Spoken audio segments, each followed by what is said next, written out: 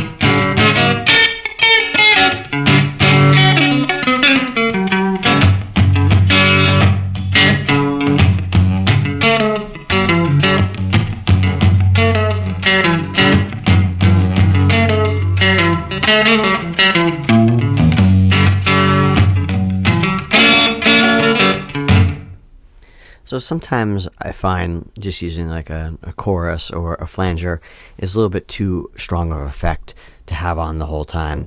So by using by hand, by doing the modulation on the CXM, it just sounds or highlights different parts of a riff nicely. You'll see that I was using a lot during the fills or when it went to single note lines. It just made those single note lines sound a little wider, and depending on how far you push the fader is how much you're going to accentuate or widen it, right?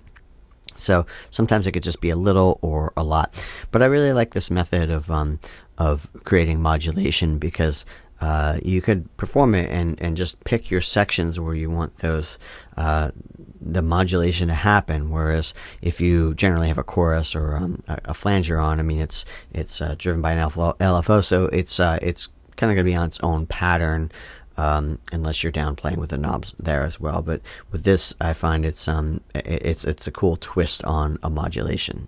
This next sound I want to discuss using the CXM-1978 isn't so much about me tweaking things in real time, but I got this sound by tweaking things in real time, and I think that's just an important point worth making, is that a lot of times when I have sound coming through this pedal, I'm often over here tweaking things and pressing buttons, and the fact that everything is accessible without having to menu dive makes a big difference in, I think, finding cool sounds. And this sound I think is really cool because it creates a little bit of like a bloom or like a delay effect. It's a piano. It's a real upright spinet piano, vintage piano that I recorded with a mono microphone. So he has bomblet run into API 312 pre's into a purple MC77 compressor into Apollo. So pretty straight up sound. And then from here, I had this on an effects send. I created this sound. Now the pre-delay is up high enough that it delays the sound of the reverb coming out. So it is almost like a delay, but where a delay is dry, this isn't this. So the delayed sound comes in and it's fairly wet. I'm using a plate on this. I do have the slow modulation because I like that. I also had the mode setting, it's in the lo-fi mode, and there's some cool things we could talk about later with that as well. But let's take a listen to this.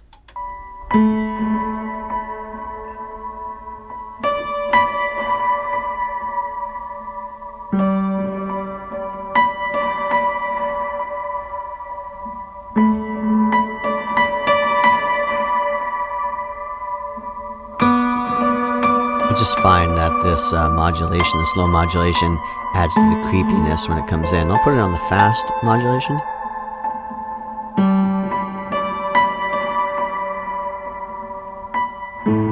No modulation.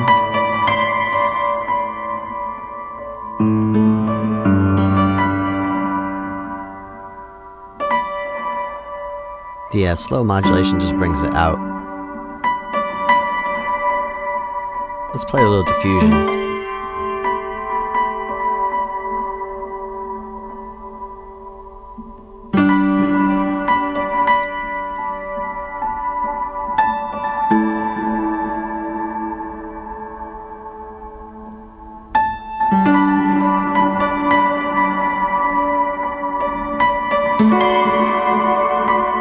One thing that seems an odd parameter to use to your advantage is clicking on off this diffusion button. Sometimes it'll create like a hiccup in the sound, so it doesn't instantly change. It goes dry for a second. And when I first started playing with this, I was like,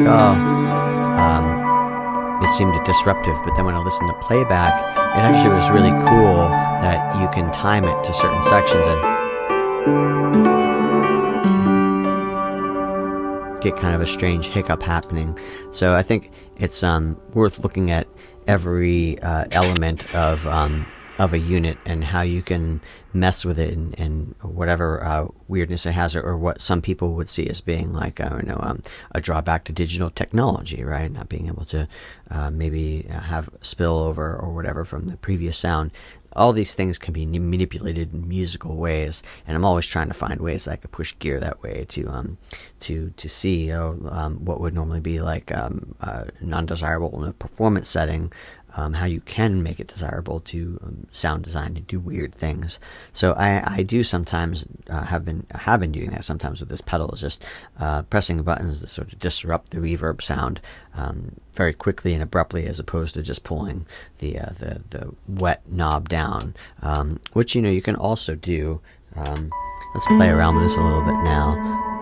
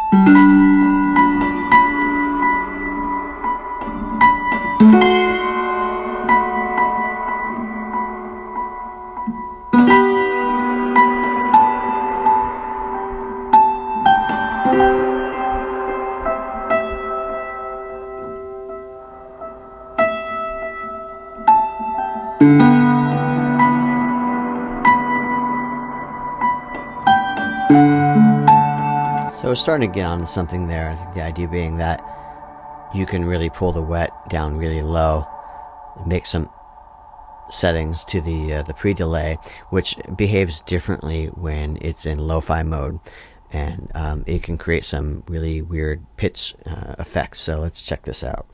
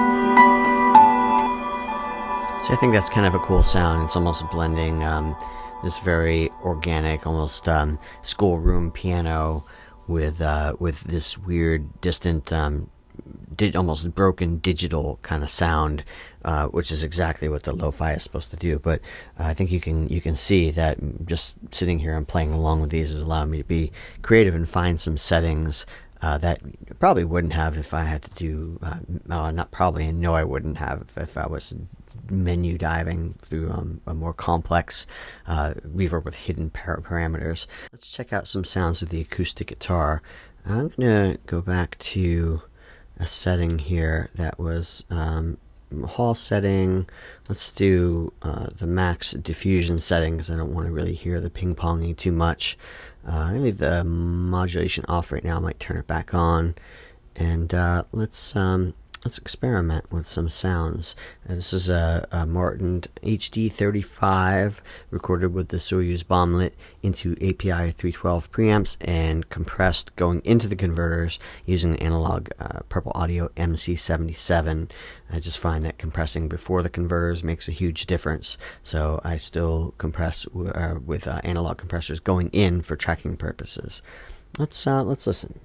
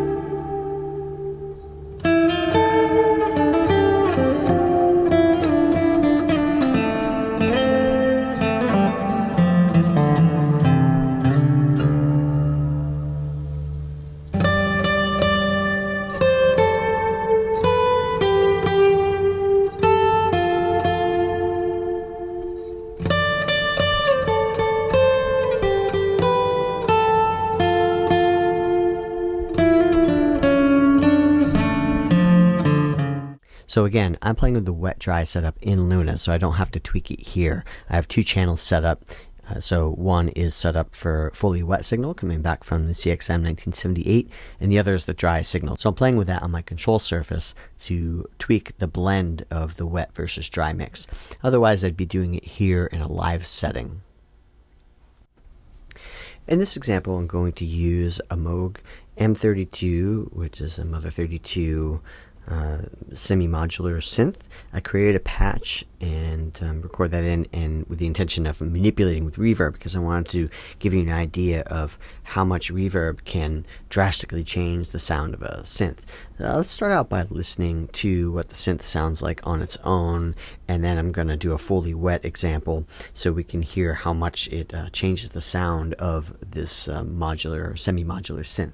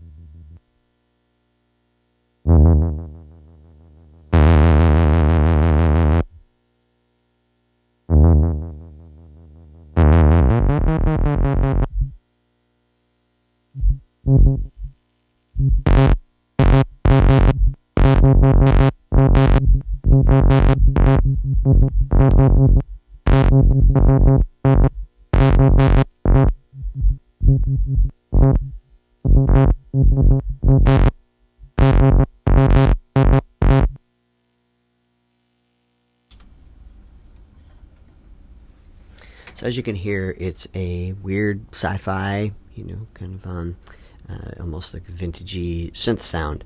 Now I'm going to run it fully wet, and let's hear what happens when I start messing with the parameters.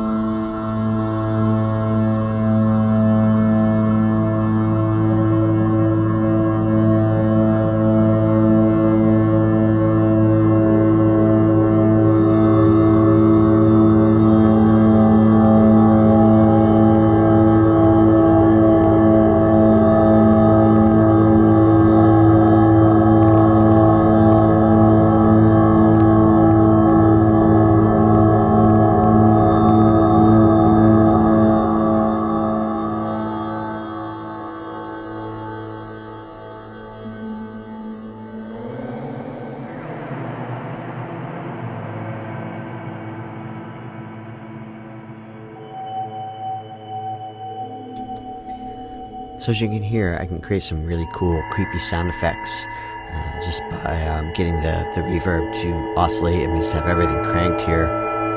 You can just hear it starting to build up. I was switching through the diffusion modes, and mostly I was on the standard mode here, which is the one that's the most similar to like the Lexicon 224, sort of like that vintagey sound. The hi-fi sounds really nice too because it's more modern, and then the lo-fi we're on right now, which is really cool.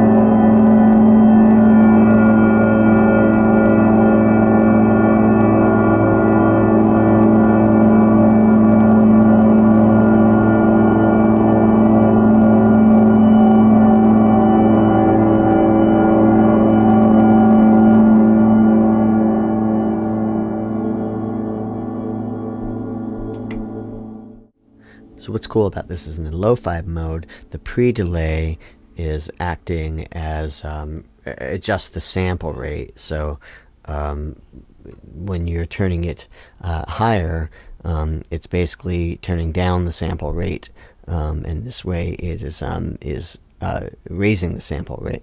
So it could go from 48K to 2.4K sample rate. So it's variable. Really you can hear it like just destroying the sample rate as you crank it up, which is, I think, exciting because you get these weird distortion sounds, and sometimes you get like these weird pitch effects. You could do a lot of really cool things with that. And so the standard setting on here is they call it in the manual retro hi-fi, right? 24K sample rate, 16 input resolution. So basically what would have been used from the earliest, like the Lexicon 224 reverbs. And then the hi-fi is more the modern 48K sample rate, 32-bit input resolution. So this really gives you like more high fidelity modern sound. I don't think deeply about a lot of these things when I'm experimenting with it. I know some of the sounds I can get out of it, and I really get that the vintage or the lo-fi setting on here really can mess with the sample rate, and I'll switch through it. But a lot of times, like, I'm just pressing buttons and I'm adjusting things, even though I know very well what each of these faders do and the buttons do. I'm just pressing and experimenting to hear how it affects the sound and what excites me. I almost don't want to know too much. Right? I just want to press a button and see if anything surprises me or gets me excited about it. And I think that's what is really great about the performative aspect of this reverb, and as opposed to a lot of reverbs that are just you set it and you forget it. You can really just press all these buttons that are accessible and experiment with sound.